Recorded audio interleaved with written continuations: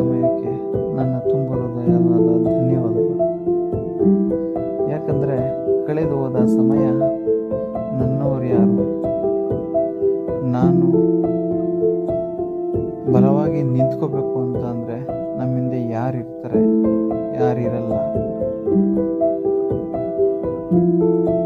ಜೀವನದ ಪಾಠ ಏನು, ಇದನ್ನೆಲ್ಲ ಅರ್ಥ ಮಾಡಿಸಿದಂತಹ ಕ್ಷಣ ಇದು. ನಮ್ಮ ಜೊತೆ ಕೊನೆಯವರೆಗೂ ಇರೋ ಜೀವ ಅಂದರೆ ಎರಡು ಜೀವ.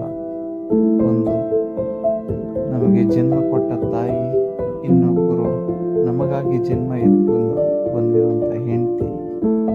ಆ ತಾಯಿ ಋಣನ ತೀರ್ಸೋಕ್ಕಾಗಲ್ಲ, ಈ ಹೆಂಡತಿ ಋಣನೂ ಕೂಡ ತೀರ್ಸೋಕ್ಕಾಗಲ್ಲ. ಇಡೀ ಪ್ರಪಂಚ ಕೂಡ ಹೀಗೇನೆ ಕೈ ಚಾಚಿ ಕರೀತದೆ ನಮ್ಮ ಹತ್ರ ಎಲ್ಲ ಇದ್ದಾಗ. ಇದು ಪ್ರಪಂಚದ ವಾಸ್ತವದ